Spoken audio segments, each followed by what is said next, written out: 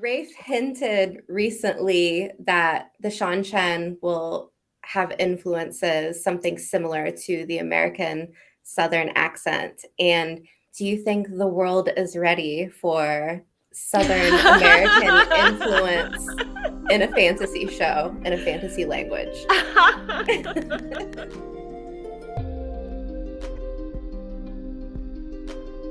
For early access, become a member at patreon.com/road to Valon. My name is Naomi and I am a dialect coach and I work in film and TV. And what a dialect coach does is basically you teach accents to actors in a simple term. It's an interesting job because your job is to be ignored mostly. You want the accents to be not the focus of anyone. At any point, if an accent is the focus, it's doing the wrong thing. Because the accent is there to help tell the story, just like pretty much every element of a film. You know, the props and the lighting, and it's all there to help tell the story. And if they're the focus point of anything, they're doing the wrong thing. So basically, I'm there to help it so that actors don't have to be thinking about their accent when they're acting. They can just be acting. So I'm there on set thinking about the accent and thinking about how it's reading, and if it's too big or if it's too small, or if it's giving the sense of if it's accurate, quote unquote, if it's is the wrong accent when it should be something else. I'm doing all that, so the actor doesn't have to think about it, worry about it, and they can just do the job of the acting. And when I'm working with the actors, it's all about getting the accent to be part of their body and something that they don't have to feel is something that they need to think about in order to do.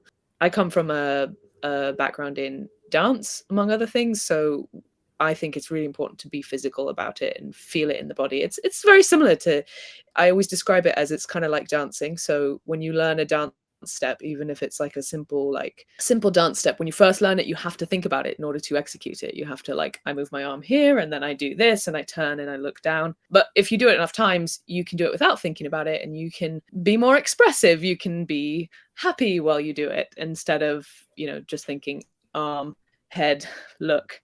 Yeah. And it's the same thing with accents, basically. You do the thing that you need to do with your voice. I do the different thing that I need to do when I'm American, and then I do it enough times that I can do it. And actually, instead of thinking about what my mouth is doing, I can think about how I'm feeling. You don't want it to be the focus. You don't want on set everything to stop because you're trying to do something, and you also don't want people in the audience to be sitting there going, listen to that accent, it sounds really weird. And maybe they do it for a moment, but then they get wrapped up in the story and they stop thinking about it. Yeah. The thing you don't want is them just the whole time to be distracted by some accent for whatever reason, because it's bad, because it's really good, because there's a lot of reasons you can be distracted by accents, and sometimes it is because they're really, really good, or because they're really, really, really accurate.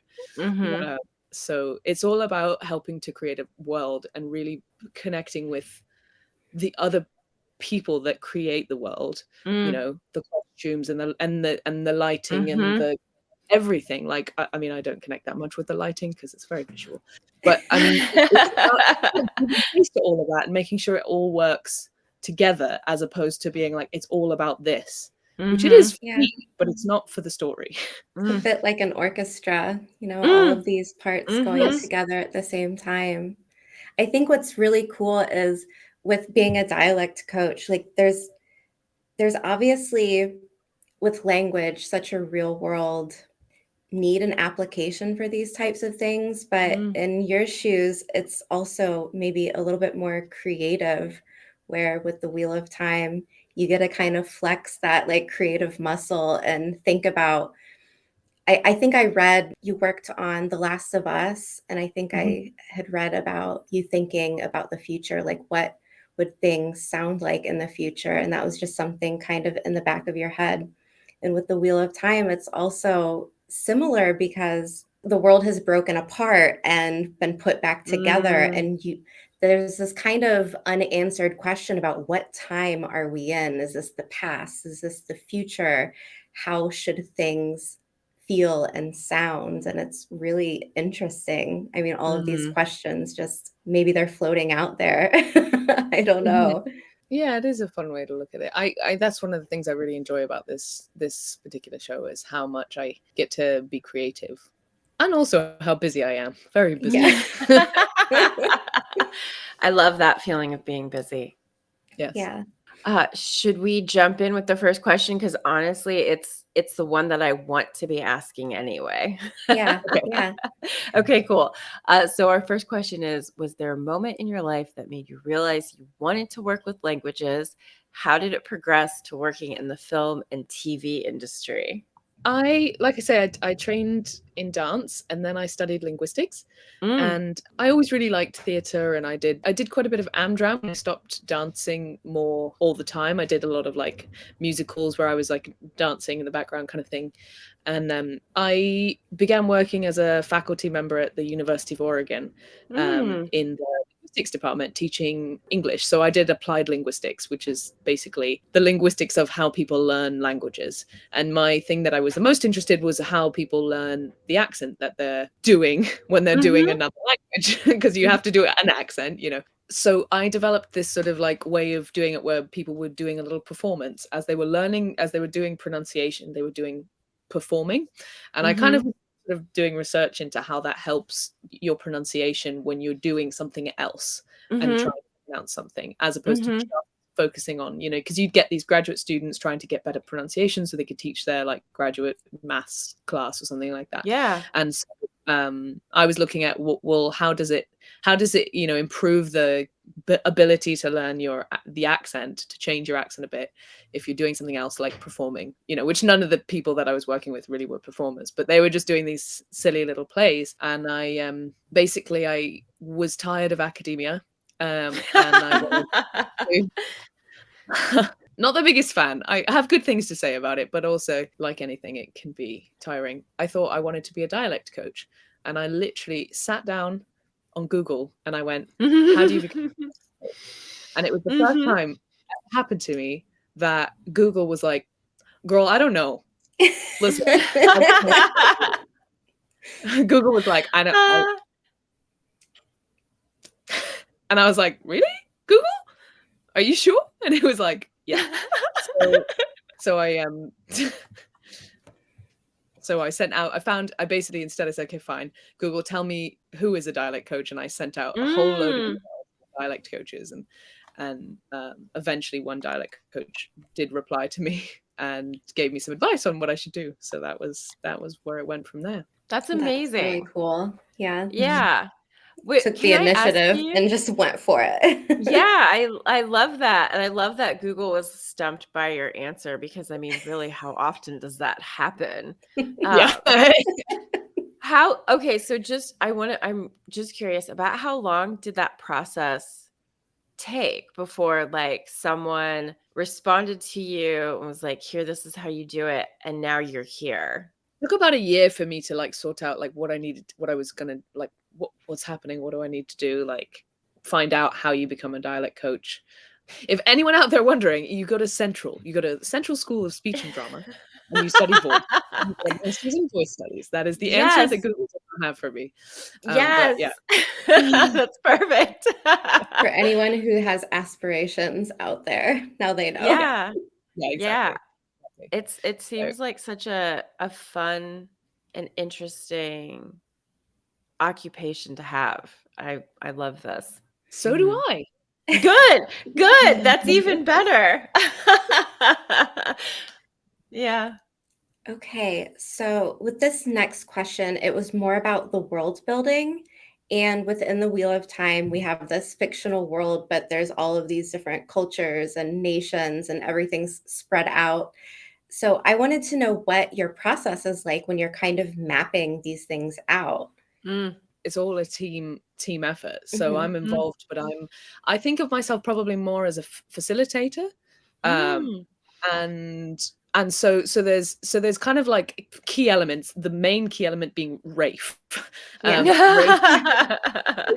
how he wants the world to be. And I think there's a lot of communication between basically Rafe, myself, and the casting department, because a lot of it happens in casting.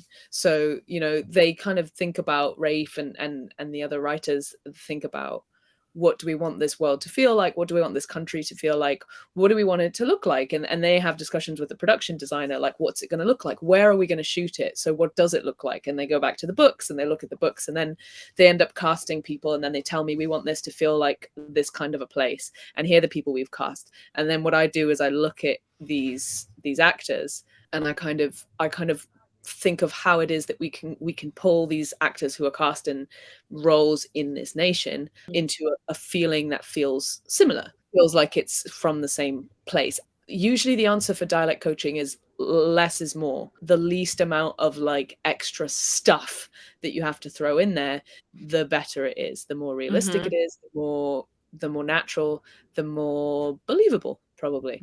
So it's definitely a group thing, and it's I'm more basically the one sort of I receive what I receive, and then I take it and I make it the best that I can make it and pass it along, kind of thing. I don't make it good, but I sort of help them. I'm facilitating, basically. I'm facilitating, shaping it a little. He wants to create, and I'm facilitating the actor to do something that feels natural and good for them in a way that they can perform and do what they do. I'm just there to help everyone be the fantastic people that they are. I bet they love working with you. I would want somebody to behave like that if I were in that situation. This is amazing. I love it. So follow up on that, with all of these different cultures and nations, is there any one that you particularly like? Or well, I always find these questions difficult. For some reason I'm not a good person with like favoriting things, but anyway, that's boring. I'm boring myself. Or find interesting, maybe. It's okay. I'm the same way. I'm like, I don't know how to decide. It's funny, isn't it? People always ask me, as a dialect coach, people always ask me what my favorite accent is, and it's always I just find it a very odd question. So like, but I personally find it an odd question. I don't think it is an odd question. I think it's Thanks. perfectly natural, completely reasonable question. I just, as an individual inside my own individual self, find it an odd question. Totally makes sense. This is what's interesting about fantasy and about pretty much the stories that we make. I'm going way deeper than you wanted me to go here, but no, not at all. Dig in.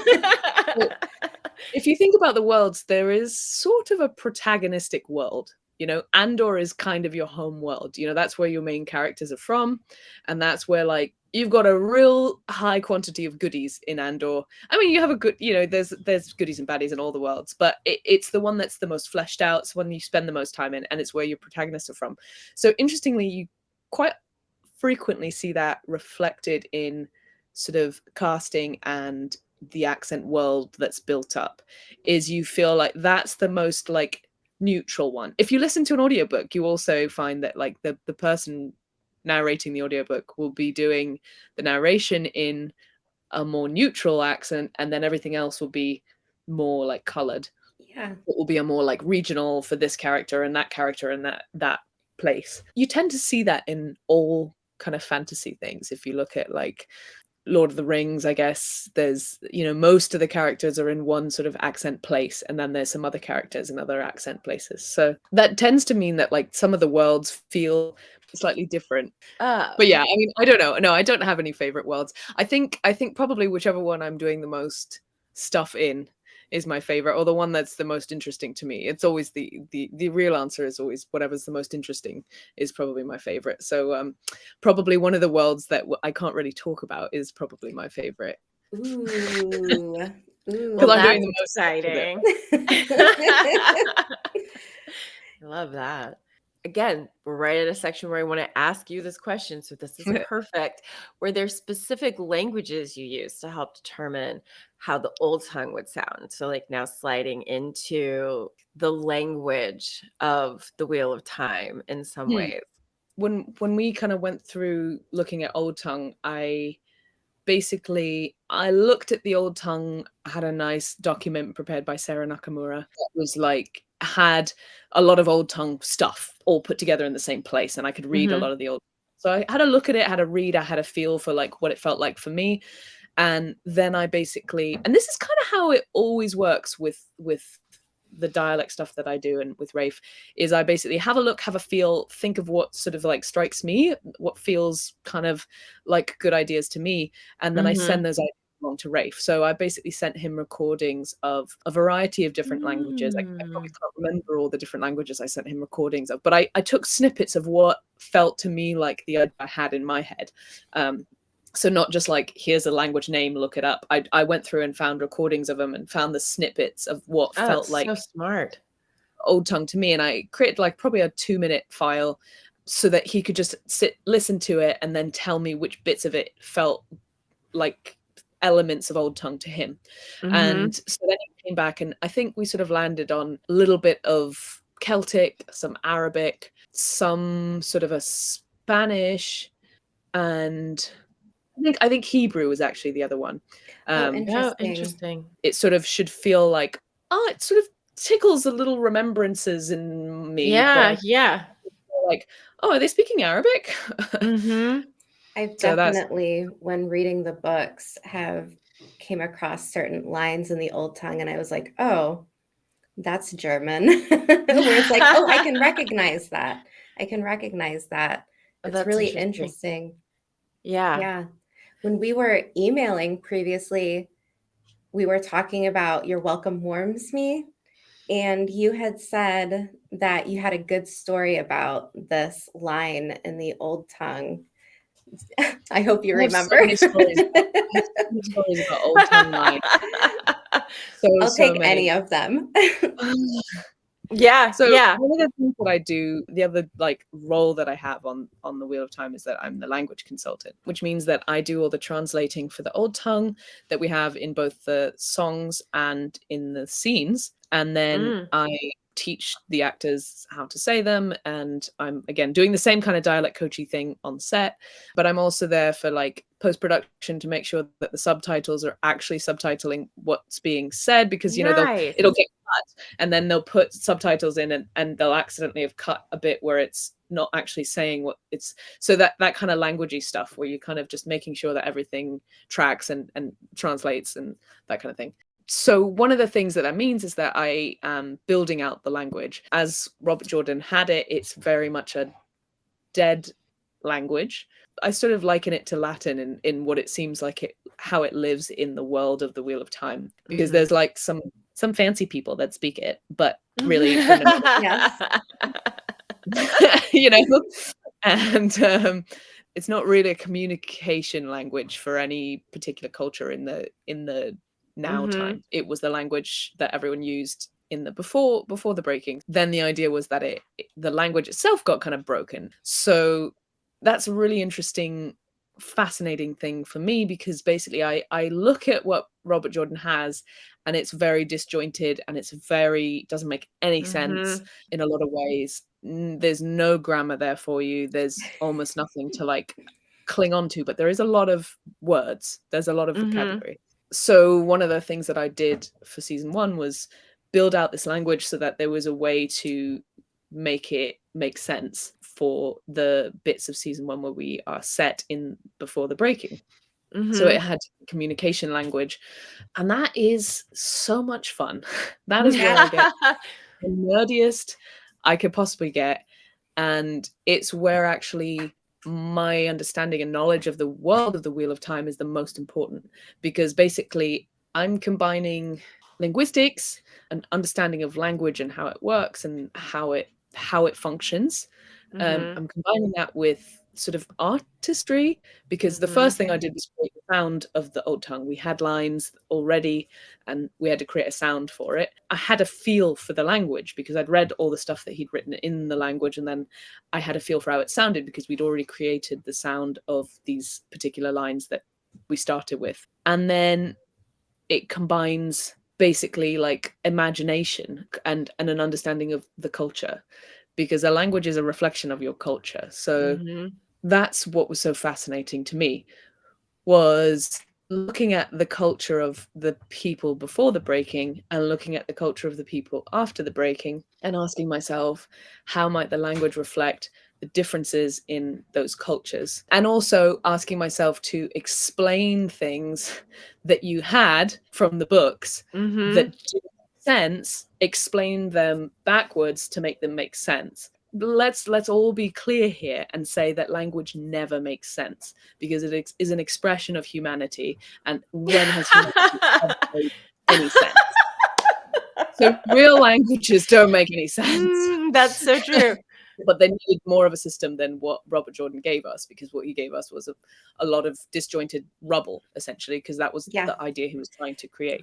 So we needed to create some kind of structure out of it. It didn't need to be a highly sense-making structure, but it needed to be a structure of some kind.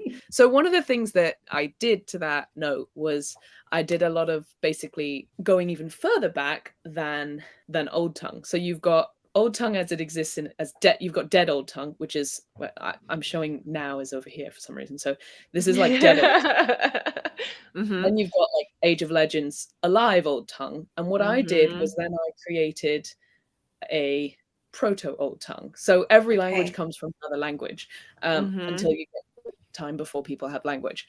But every language comes from another language. So English comes from Germanic. Germanic comes from Indo-European, and Germanic is a cousin of Latin.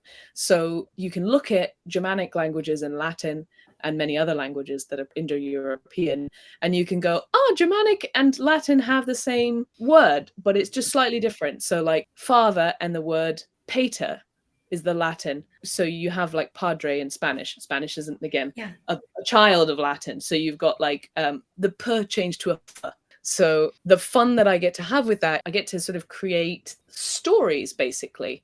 So I'll give you an example in English so you can kind of understand what I'm talking about. This is actually, maybe that's not an appropriate example because it's a little bit, well, actually, I'll do it anyway. So this is, Please do that. It gives us a real story. So the word, this is just inside English, so it's not all the way from older languages, but the word fag, which is now a pejorative term for a gay man, usually comes from, and in England you hear the word fag for a cigarette. It's also a word for a fag or a faggot is a word for a log that you put in the fire. And it's also a word for a kind of like food that's like a little sticky sort of food. So the similarity you may have noticed is all stick-like. Cigarette is like a little stick, a log is like a stick, and the little food thing, I think it's about the shape. I can't even really, what is a faggot to eat? Yeah, I knew about the other ones. I did not know about the food one. They're meatballs. Okay. There's so many contexts where that would just be anyway bizarre, depending on how you're using it. The point is the word faggot used to mean stick back in Old English. And it was a word that used for sticks. And so you would put the faggot in the fire. A collection of sticks was a broom. And they would sometimes call that a faggot, the broom, because it was just a bunch of sticks. And there is a thing in English where you refer to a person by the tool that they use. So you might hear, as fantasy nerds, you might have a familiarity with the idea of saying, I have 100 spears under my control. Yes. And you're not referring to like 100 spears that you're going to throw. You're talking about 100 people who hold spears and do things with them. So you're actually referring to a man by the tool that he uses. So in the same light, people in the Old English times would refer to housewives as the tool that they used, which was the broom, which was made of sticks, which were called faggots. So they would call the housewife a faggot. Then the move from housewife to gay man is a little bit more obvious, because of patriarchy, basically. Indeed. Being a woman bad, being a man like woman bad. So that's an interesting story, because you go, okay, right, this tells us many things about the culture of the people who spoke this language. This tells us that they probably were in a wooded environment, not in a desert, because they made brooms out of sticks. It could maybe tell us something about what kind of life they lived, and it tells you that it was a patriarchal society, because the move from a woman as a housewife, referred to as a broom, and then the move from there to becoming a pejorative term only work if women are considered less than men. Yes. Only works if you have a patriarchal society. It tells you just the history of one word, fag, tells you so much about the society that spoke and then birthed the society that now speaks that one specific word. So I did a lot of that kind of stuff with Old Tongue, which was really fun and helped me basically when I needed words for a particular scene or a particular lyric in one of the songs for the soundtrack. So I would sit there and it'd be like, okay, there's no word for whatever it is. And the story would be I'd need some word, like, oh, I need a word for mallet. I don't have a word for mallet. So okay, let me go back and look at, and so then I go and I'd spend about 2 hours just going on this like journey from like, how could the word mallet have evolved? Where do they live? What kind of things would they be using to create mallets? How can I mess up the word to go down the line from wherever it began to wherever it is now? And then I would have but I would also end up with about 12 other words because I'd done this whole journey. So there's all kinds of stuff that I've added to like basically the etymology of Old Tongue. But like, for example, Manetherin is an interesting one. So mountain home. Yes. So the Manetherin is mountain home. So then the word for shield is Iathan. So you have like one of the Aiel warrior societies, the Iathan door, the red shields. One of the things that I did was I'm looking at Manetherin and I'm looking at other Old Tongue words. So I'm looking at man, for example. You've got Manetherin, but you've also got things like Manshima, which means sword. And there's other things. So what I do is basically I organize all the Old Tongue words together in alphabetically for Old Tongue. And if I'm looking for something, I look at what other words have that little bit of word in them. And how could those things have all gotten connected to one another? So we have things with man in it, if we're looking at Manetherin. Other things with man are sword, Manshima, Manu, which means to think, Manive, which means to drive. Mandab is a blade, name of Lan's horse. So I thought about that and sort of thought, okay, so actually, let's say that man is the Proto-Old Tongue word that means point, something like something pointy. So there's a lot of like connection in a lot of languages between the idea of pointedness and the idea of thinking. Yeah. A mountaintop would be like the blade. Mountaintop would be pointed like a blade, like thinking, like Iathan meaning shield. So basically I created the idea that actually Manetherin from the old tongue would be something that was sort of like, that's where the term for mountain, why does Manetherin sound like a blade? It's because they both come from this other word that meant pointy, and that's where the mountain word comes from. That's where sword word comes from. They're separate words. It's not that Manetherin actually means sword, shield. It does mean mountain home or shield, but it's that's where it came from. So I spend a lot of time just getting really nerdy, and it sort of doesn't have a direct like practical relation to much of anything apart from helping me feel the world of the language is really real, and that really helps me to create something that feels filled out when we get into scenes that are done in Old Tongue. That's really great, because I don't think that a lot of people would put that together on their own. Yeah. Unless they were in this field. Yeah. Another one I have that's a pretty intense one is the word shaitan. So this is a really interesting one because I'm looking at the language and other examples of shy. Shy also means woman. Shaitan, dark one. Shaidar, dark. Shael, the woman who is dedicated. That's Tigraine's Aiel name. Yes. But then shine also means peace. So that's your sort of list of Old Tongue words that have shy in them. And I sort of see that and I think we need more story here. We need something that creates this. And of course, what I'm doing is I'm not going through and saying these words don't mean this. What I'm doing is I'm saying, where did these words come from to end up very similar? And of course, a lot of the time, words can end up really similar for some completely unrelated reason. And that happens all the time, and that's fine. Yeah. But other times there's a reason to it, and I think there's something to be found in that kind of thing. So I look at shy coming from more from the word dedication.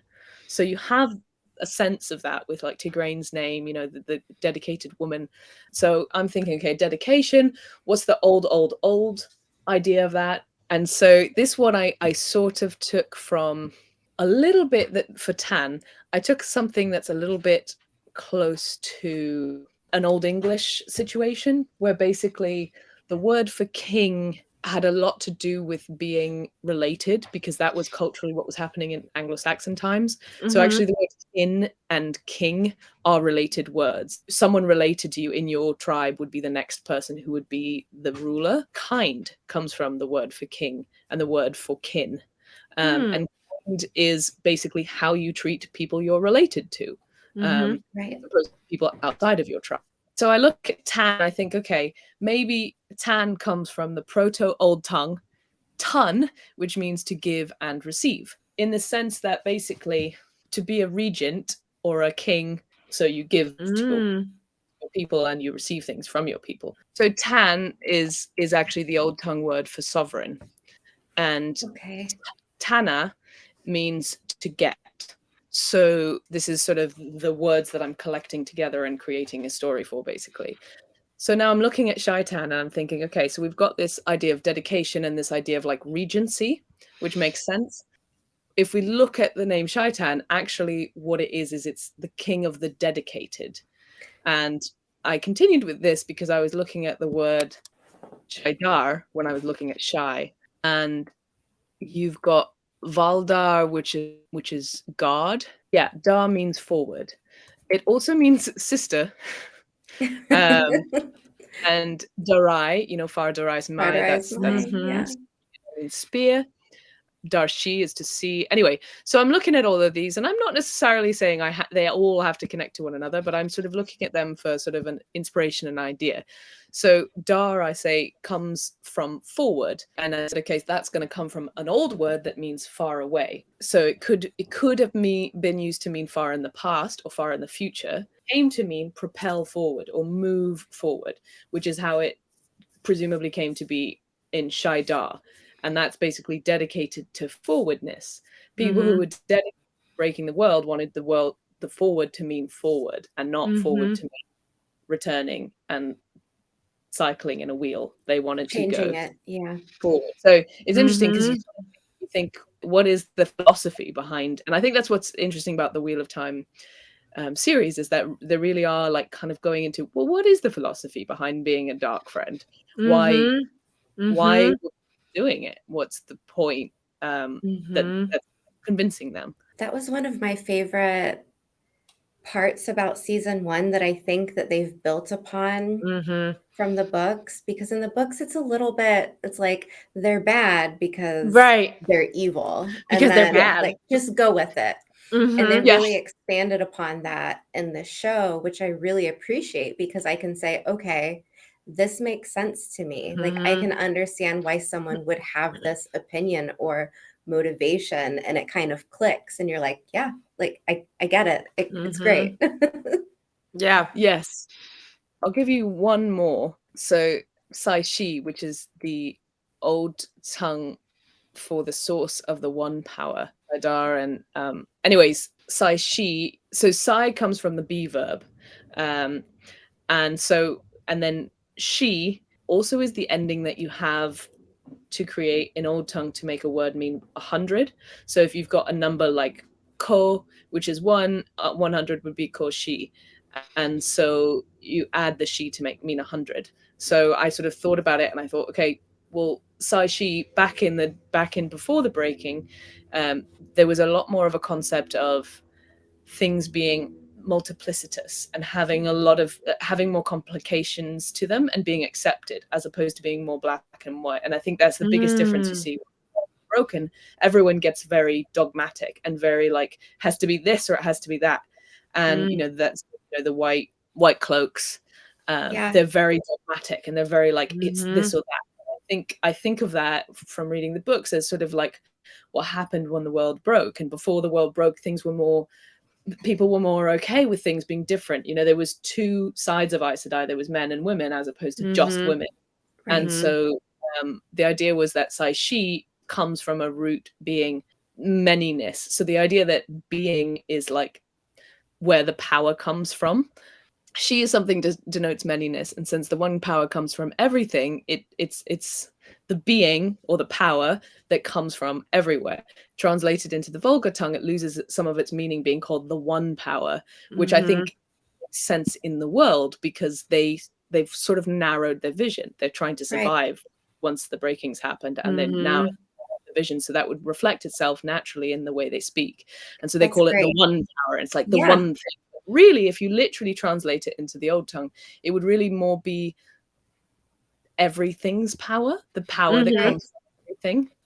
So anyway, it's stuff like that I just spend ages doing and having fun with to create a sense that there is a culture from which the language comes, history behind as many words as I can do.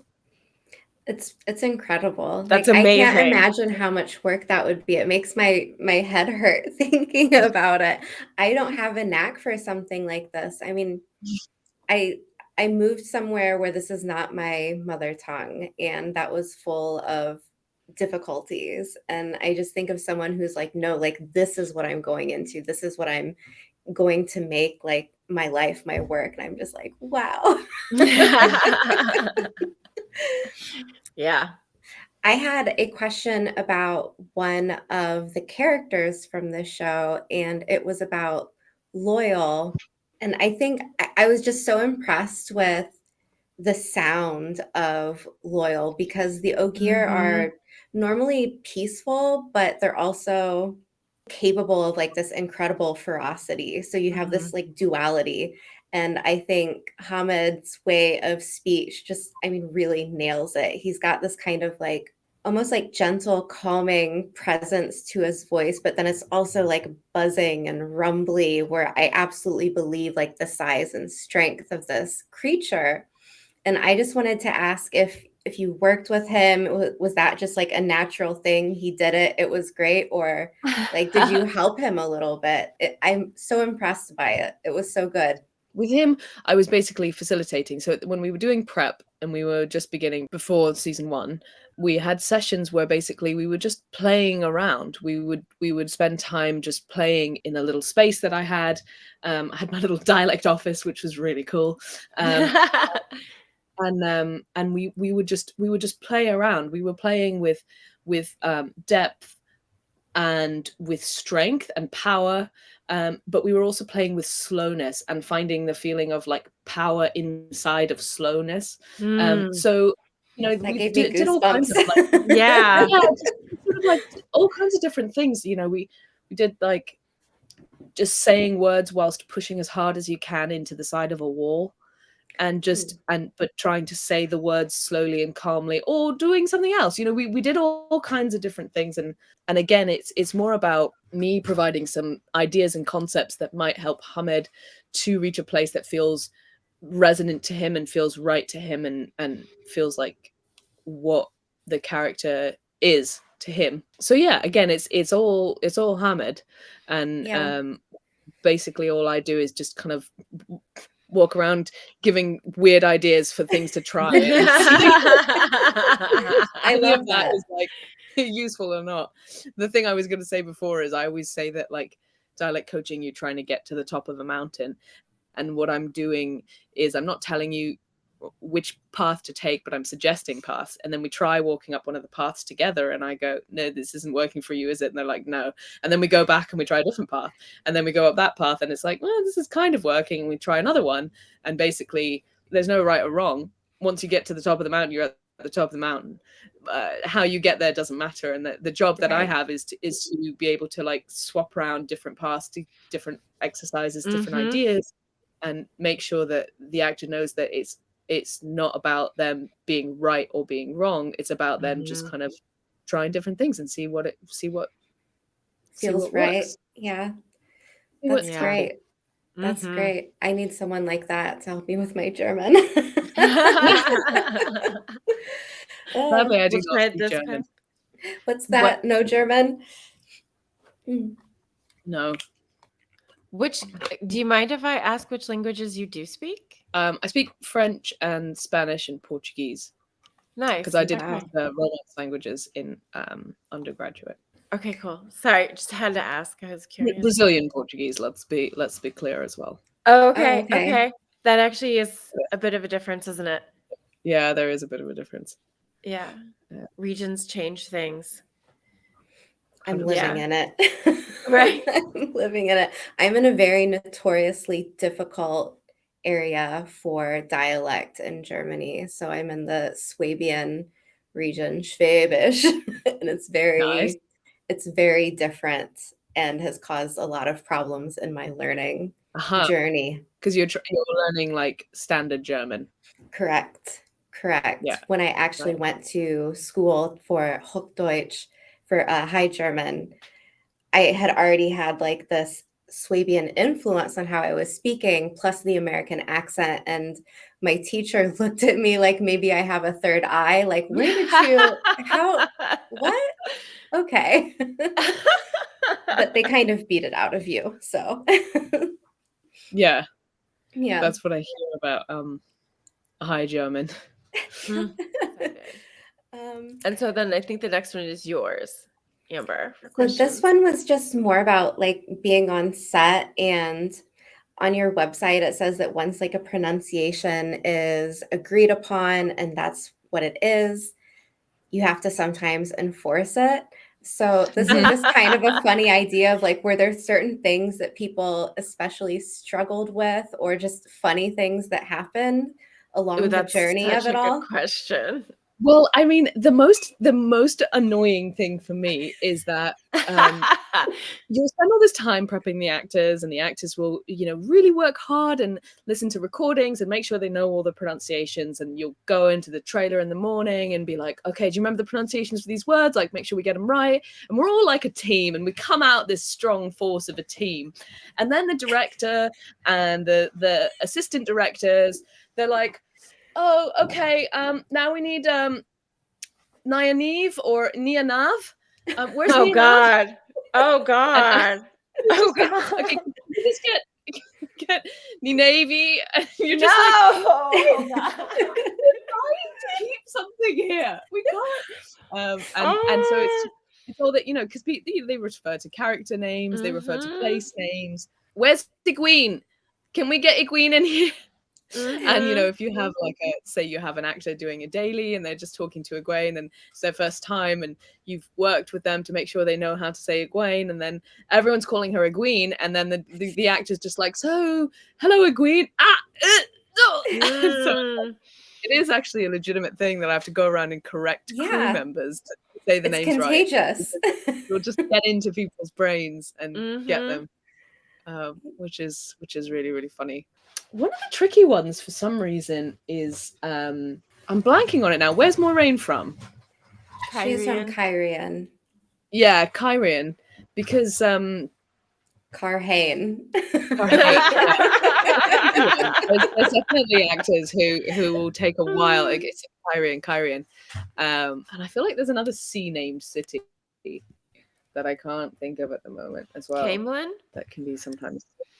Camelin, yeah. Camelin can be a tricky one. I have a spreadsheet. Let me tell you right now, actually, how many words I have in this spreadsheet. You know what? So, when you were looking things up, I was like, you have got to have some sort of like database sitting around that has like all of your stuff. Yes. Don't even. Okay. Knew that. Knew you were gonna say that. I'm a fan of spreadsheets. 881. There's 881 words on my spreadsheet. Nice. So you got to know that, like, I'll prep in the morning. I'll look at what we're doing, and I'll write down all the, I'll see all the different names. I'll highlight them so I know which names I'm making sure people are getting right, and I will just write out my little, phonetic reminder, because even if it's a word like Moraine that I know, I mean, maybe I wouldn't do it.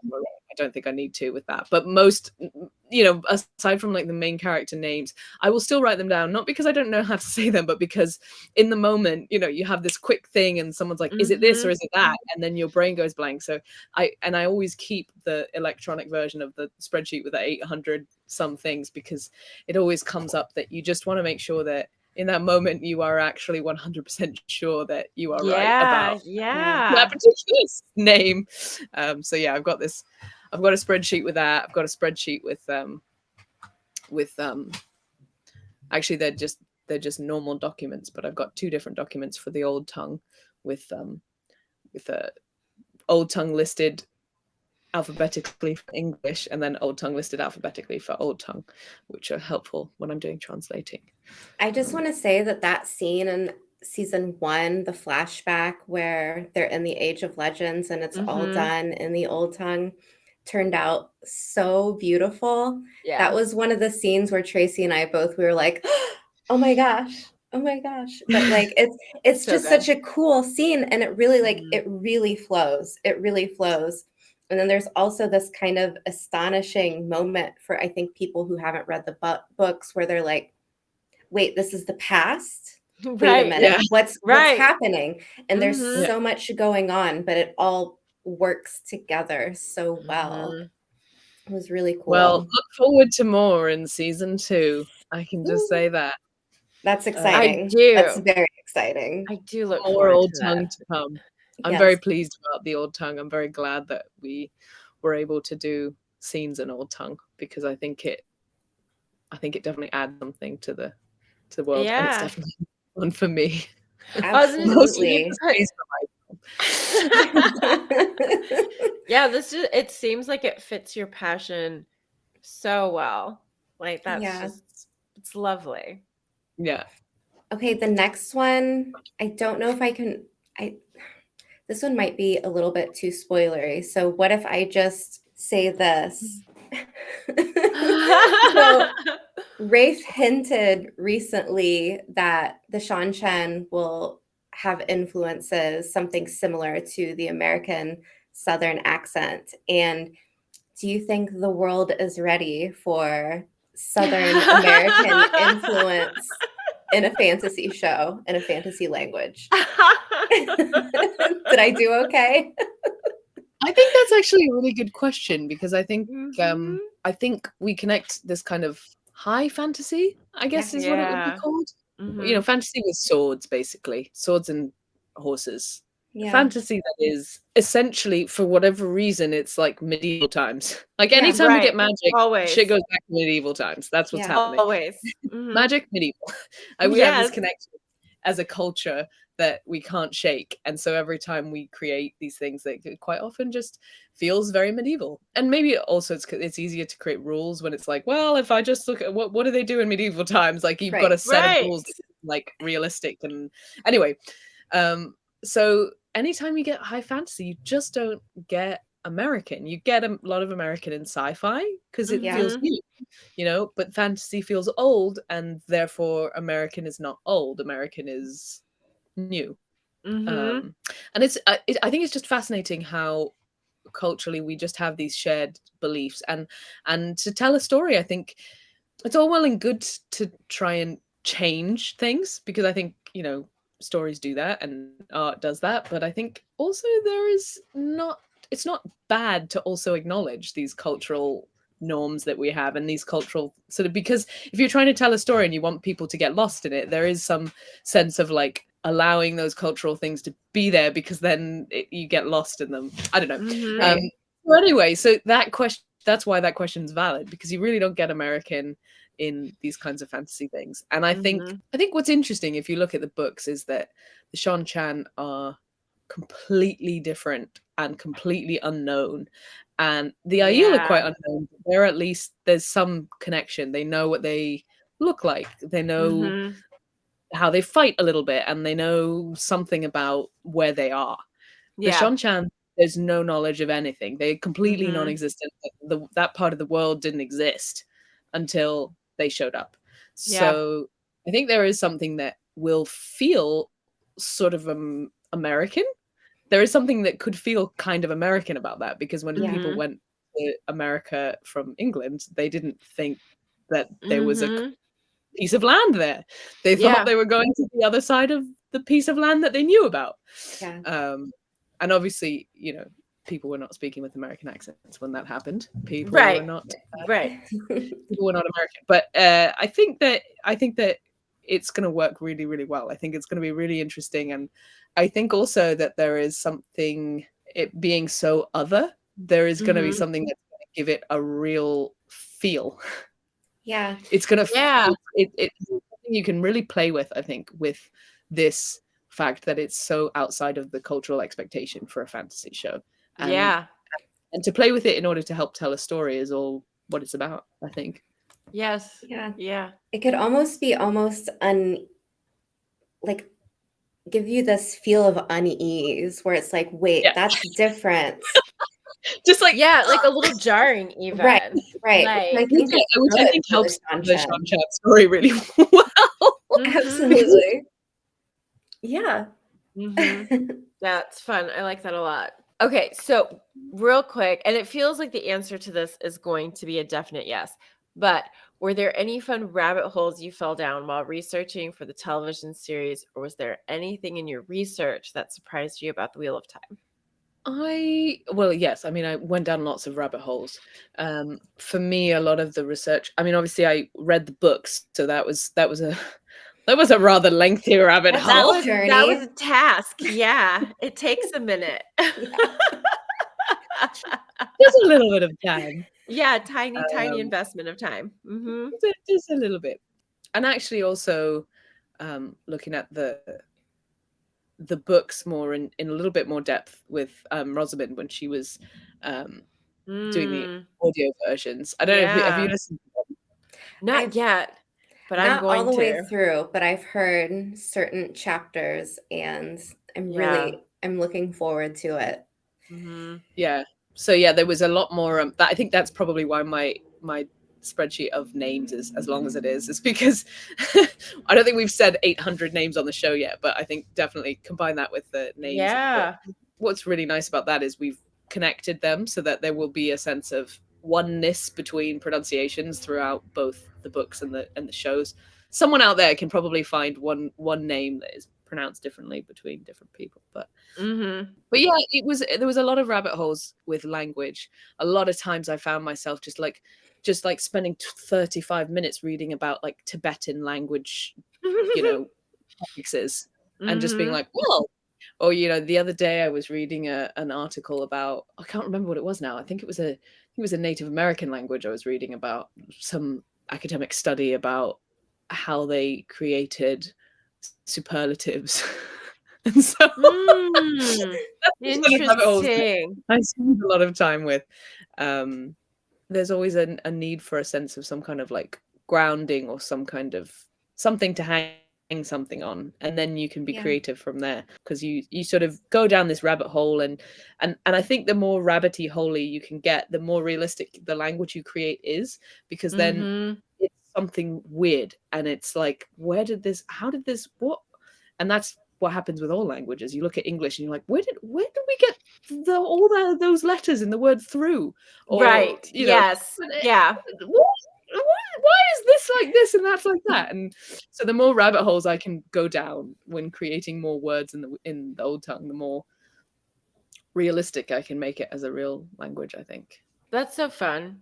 I mean, I feel as though you are absolutely the perfect person to be doing what you're doing, and that's just lovely. Yeah.